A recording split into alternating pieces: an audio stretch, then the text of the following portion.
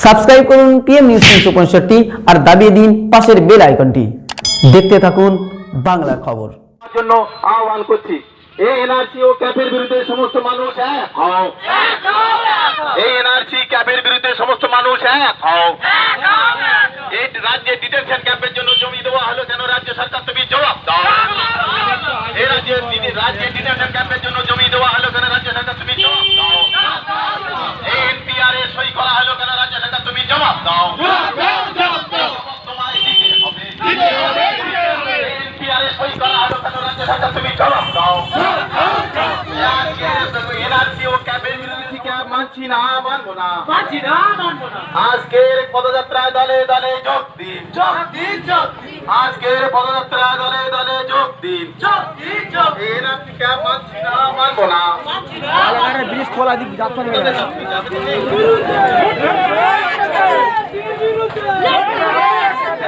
তুমি দূর হটো, তুমি দূর হটো, তোমার কথা মানছি না, মানবো না, মানছি না, এনআরসি ক্যাপ মানছি না, মানবো না। মা বোনদের কানে কানে বলে দিন, এনআরসি মানছি না, মানবো না। এই গ্রামগঞ্জে আওয়াজ তুলুন, এনআরসি মানছি না, মানবো না।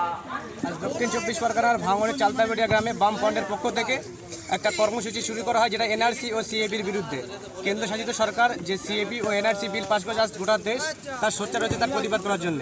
আর চালতাবেড়িয়া গ্রামে আমরা পেয়েছি বিশেষ একটি কলকাতা হাইকোর্টের আইনজীবী শামীম আহমদের মুখ থেকে শুনে নেব এনআরসি ও সিএবির বিরুদ্ধে। প্রথমেই বলি, এটা শুধুমাত্র বামফ্রন্টের প্রোগ্রাম নয়, এটা বামফ্রন্টের উদ্যোগে সাধারণ মানুষের প্রোগ্রাম। এখানে গ্রামের সমস্ত সাধারণ মানুষ জমায়েত করেছেন এবং এই আজকের সমস্যাটা হচ্ছে সাধারণ মানুষের সমস্যা। এই মানুষ আজকে বুঝতে পেরেছে চক্রান্তটা কোথায়। আরও সাধারণ মানুষ যারা বাকি আছেন তারা বুঝতে পারে, তার জন্য মানুষ রাস্তায় নেমেছেন এবং রাস্তায় নেমে তারা পরিষ্কার বলছেন যে তারা এনআরসি এখানে করতে দেবেন না। নাগরিক সংশোধনী আইন যেটা এসছে সেটা বাতিল করতে হবে। আজকে মোদি এবং মমতার যে যৌথ চক্রান্ত তার শিকার হচ্ছে সাধারণ মানুষ। ভারতবর্ষের যে আইন আছে, নাগরিকত্ব আইন, সেই আইনের পরে আর নতুন কোনো আইন নিয়ে আসার প্রয়োজন ছিল না কাউকে নাগরিকত্ব দেওয়ার জন্য। কারণ ভারতবর্ষে যারা 5 বছর থাকতে আছে তারা যদি এই দেশের নাগরিক নাও হয়ে থাকে, তারা আবেদন করে এই দেশের নাগরিক হতে পারত। শুধুমাত্র এই কতগুলো ধর্মকে উল্লেখ করে দিয়ে মানুষের মধ্যে ধর্মীয় বিভেদ তৈরি করার জন্য এই আইন নিয়ে আসা। এই আইনের কোনো প্রয়োজনীয়তা নেই। তাই এই যে কেন্দ্র সরকারের যে চক্রান্ত ধর্মের ভিত্তিতে দেশকে ভাগ করা, সেই চক্রান্ত রুখে দেওয়ার জন্য আজকে আমি রাস্তায় নেমেছি। আর